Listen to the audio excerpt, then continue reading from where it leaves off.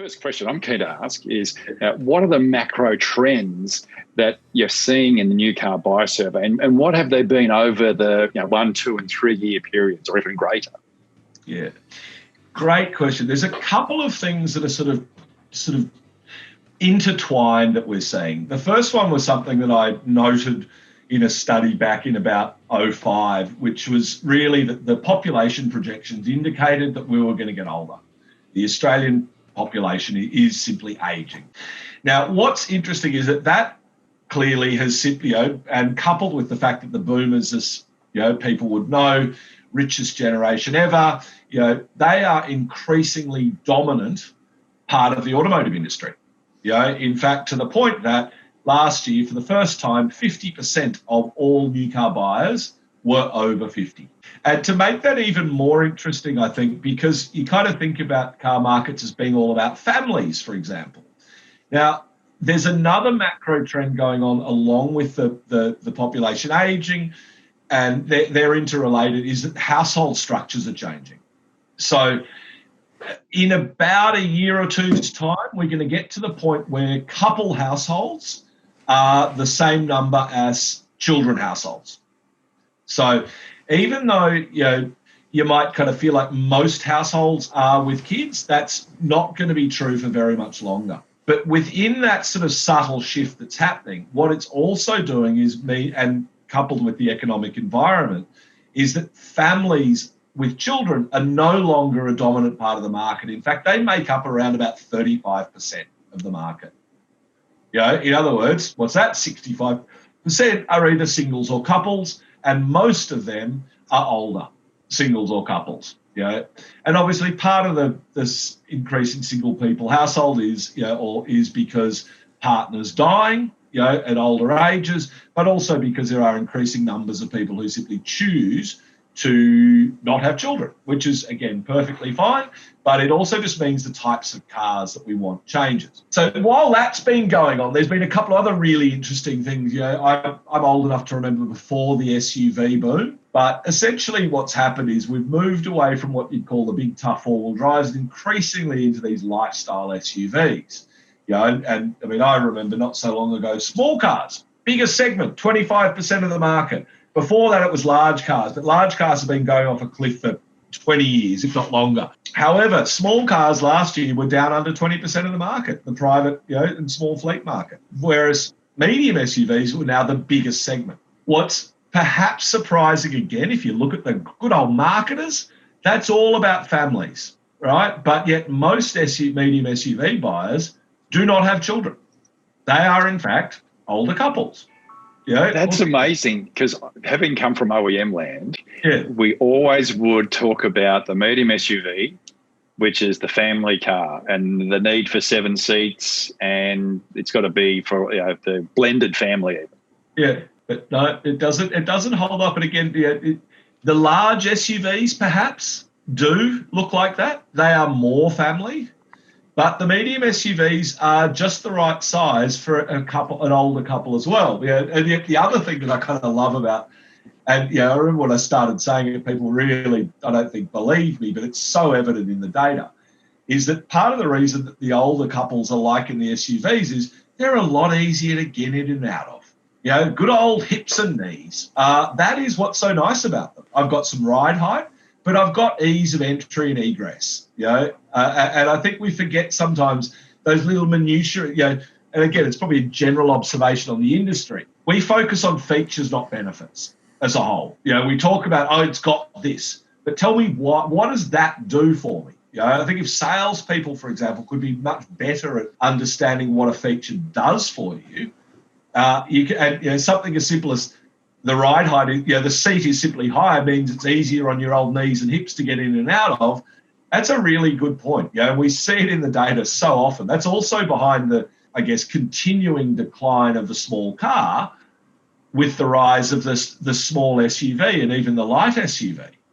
They are simply easier to get in and out of. You fall into a small car, whereas you sit into an SUV. Just that little bit of extra ride height, and all of a sudden they're easy to get in and out of. So there are a couple of bigger trends. One other thing I think has been really fascinating as like, I guess, an expression of Australian maleness or machismo, shall we say. You know, when I was a kid, you know, it was all about the big V8, you know, the rear-wheel drive, you know, maybe it was a ute, which is not really a ute, which is really just a car with a tray on the back. You know, maybe that was where it was, and, you know, when Bathurst mattered. These days, no, the mythology has changed slightly. It's all about your four-wheel drive ute, you know, the 4x4 utes. You look like you're rugged, you look like you can go anywhere, and it's a tip of the hat to the wife because it's got 4 seats, you know, or 5 seats. I can fit the family in there too. And better than that, I could even use it for work during the week and play on the weekend. And I think there's been an interesting, that kind of middle-aged male, what they want now mostly across urban Australia is the utes. And ironically, I think it places Australia in a very almost backward-looking position. You know, you look at Europe and they're all they're into smaller cars. And ironically, Australia is about the most metropolitan population in the world. However, we all want to buy utes. Well, I don't personally, but nevertheless, you know, I can see the appeal. Don't get me wrong, but they're kind of old school cars. You know, it's almost like we're regressing a little bit, I think. You know, in some ways, technologically, the last vestige of the diesel internal combustion engine. Around the retention periods, are people holding onto cars longer? And what would be the average retention period for the various segments or age groups? Another really interesting question. If I've been working in this industry a long time, and the mythology, the industry seems to think the average length is about 3 years, or about the length of warranty. People turn their cars over. But nothing in all of the 20 years of data I've been looking at have I ever seen that anywhere near true. Or average new-to-new purchase. So I buy a new car. When on average do I buy again? Last year it was at about 7.8 years. So let's call it 8 years. So in other words, even with a 5-year warranty, most people own their car 3 years longer than that. Now, obviously, what that also tells us is that 50% of people own it more than 8 years. And in fact, about 25% of the market replace a new car that was over 12 years old. Wow. So, now, there's some really important implications for that one too. Now, probably a couple of little things. That has been going up of late, but it's been because the short cyclers have stopped. You know, essentially the people who buy on lease or simply turn a car over. So in other words, the proportion of the market that is being bought by people replacing cars less than 4 years old is what has really collapsed. You know, so essentially people are just delaying purchase because the cars are good and they don't need to. It's now that kind of question of need versus want. You know, and I think that's what's happening in the car industry. There's less want, there's more need. You know, a greater proportion of the market is need. Now, the other fun thing I think about that age, again, we forget about it. You know, I think we've talked about it before, guys, that, you know, we all live in this industry and we watch it all the time. Whereas if the average person, you know, if the person who's going to buy a car in 2020, on average, they last bought in 2012. And in fact, a good chunk of those people bought last before 2010. That's a long time ago. Cars were really different back then. And what it also means is a lot of this technology that's now in the cars that we all look at and go, oh, yeah, well, that's been around forever, is new to most people. You know, all of these, you know, these safety things, lane changing, reverse sensors, you know, people don't really get it. And everything is exciting. You know, so often we forget that the last time a customer came into the market was a long time ago on average. They don't know much. They had to re-educate themselves to the market before they came into a dealership. And quite frankly, they're a little bamboozled, I think, a lot of them, you know, and we treat them that way. But, you know, not always the case. Then in terms of between commercial and private buyers, is there any differentiation of retention between those two groups?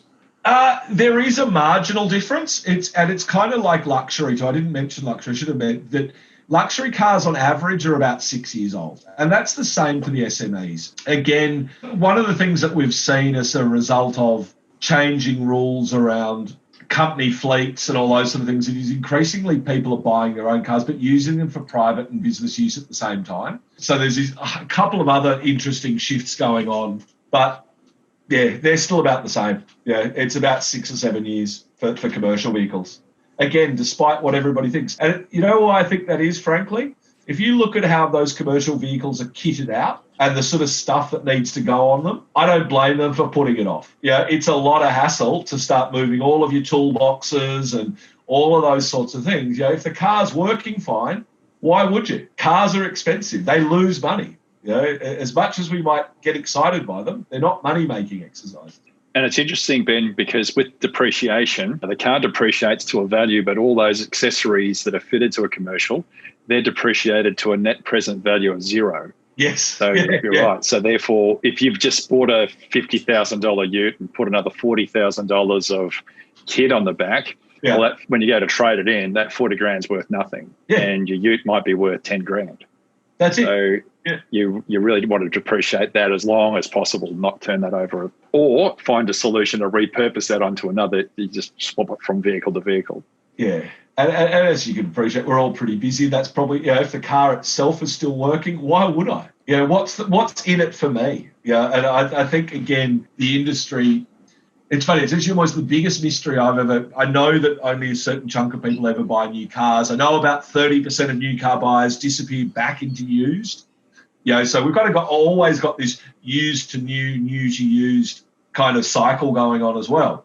So fun fact, about 30% of the market in any given year is someone coming out of a used vehicle, you know, to buy a new car. Ben, in terms of a question for me, has purchase intention changed or evolved? What we're seeing is that, again, people are pushing out their intention. So essentially there's just this indication that the proportion of people who are intending on buying in the next 12 months or 2 years is just down. And frankly, on intention, it's an interesting kind of question, and I've had a bit of a look at it recently. People's intention, you know, is a very variable thing. You know, a lot of purchases are triggered by sudden need, right? You know, the car breaks down. But nevertheless, you know, people who say they intend to buy in 4 years, most of them have got no idea. They're not looking at all. They just think, oh, it's about when I'll do it, right? So when you ask people that question, what I would expect is not so much people say they're not going to intend. All they're going to do is just push it out, say, well, not right now, you know, because I'm not sure. And I think that's what we're facing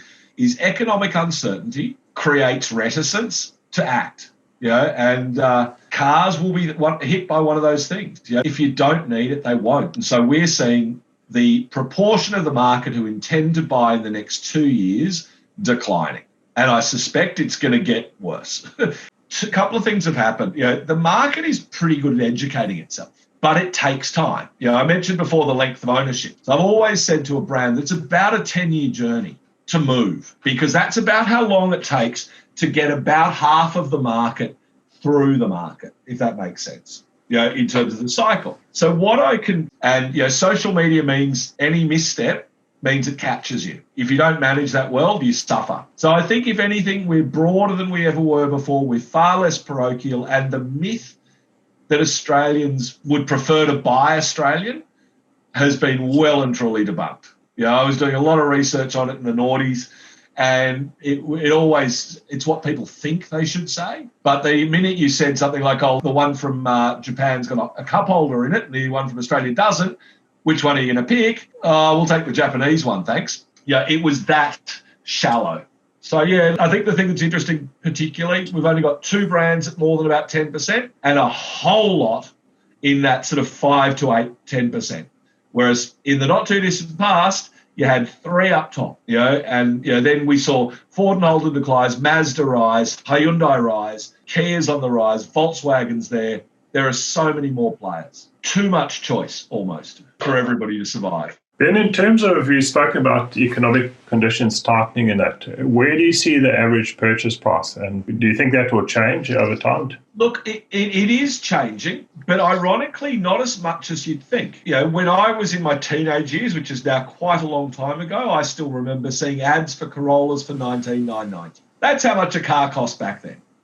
It's not much different now. You know, house prices have tripled since then. So cars in a lot of ways are actually cheaper than they've ever been. But what we are seeing, though, is the average price of the cars bought has actually gone up a little bit. However, what is interesting, there's a couple of things doing that. One of which is it's the medium SUVs that are doing it, right? You know, that they simply sit in that 35 to 40K bracket.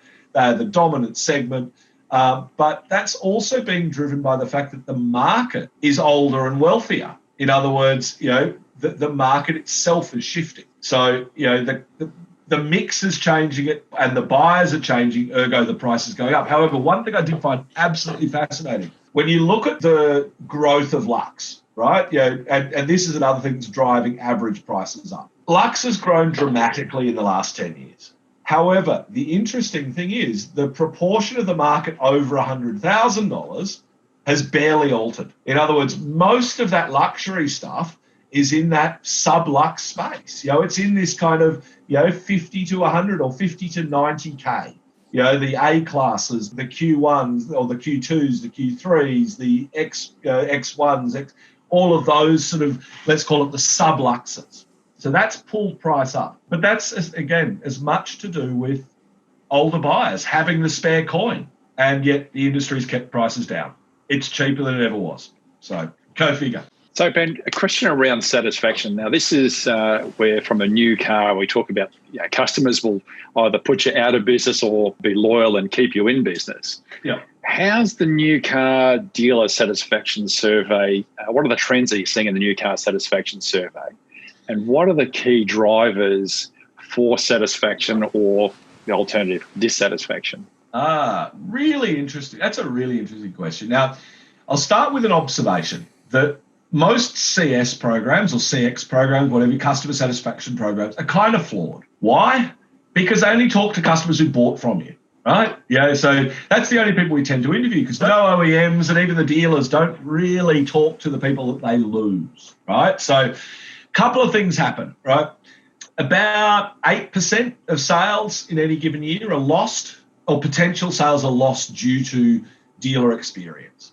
That's i.e. when I first turn up, right? It happens for one of two ways, ironically. You show me no love at all. I get ignored, I get treated as though I'm irrelevant or not a real shopper, so I walk out. On the other side of it is I get too much.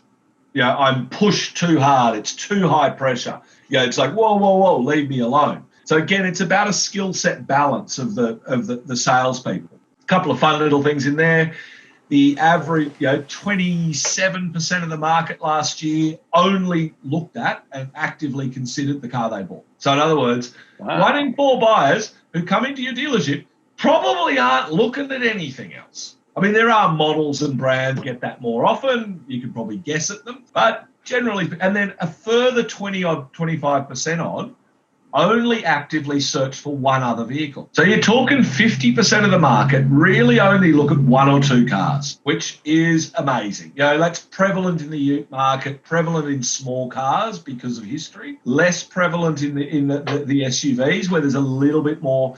But even amongst the medium and small SUVs, the average punter looks at only 3 vehicles or less. So, again, less than 10% of models even get on the list. So as a brander, as a marketer, you've got to sell my brand, sell the brand to me first so I can even look at you. However, so that's the whole getting you there. But dealer satisfaction, it's funny. It's a good old example of how culture interplays with service.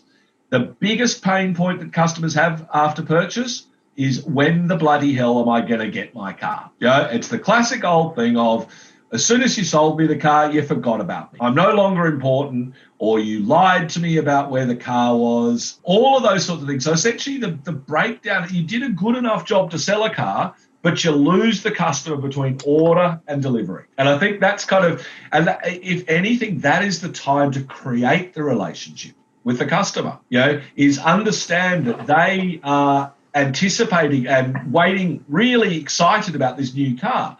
But by forgetting about them, you're actually exacerbating the problem. With the data that you see, what are the good behaviours to manage that order to delivery communication and space? Look, the couple of things I would really suggest that dealers do. The first one is to, firstly, don't lie. If you know the car's going to be late, don't bullshit. You will get caught out. Almost certainly. It probably depends on the estimated length of time. I think the OEMs could do a much better job, a lot of them, to help the dealers have visibility, line of sight of when the cars will turn up. But I think the most important thing, particularly for the longer wait, is to almost agree with the customer, discuss the communication pattern with the customer at that point, and then do what you say you're going to do. Stay in touch with them and be sympathetic. If there are delays, we've got lots of data that we've replicated year after year that shows that if you don't get caught lying, but a car is late and yet you've kept the customer informed, it does no damage to your customer sat at all. Customers understand that things happen. What they don't like is dealers hiding and not answering calls or returning calls. The more you can be proactively sharing a customer's excitement and anticipation and make that delivery, if they want it to be, a really good experience, then I think you can get around a lot of the problems. The other thing I think we also do is, a lot of dealers do, is treat all customers the same. The more I can look at the customer in front of me and even just ask little questions about, look, for example, how often would you like me to call you about when the car's coming? What sort of delivery would you like? Do you want me to take you through everything, or are you really just going to want in and get out? Do you want a bow on it? Or whatever it happens to be. Anticipate what that customer is. If it's special for that customer, make it a special experience. We talk about this idea of peak end.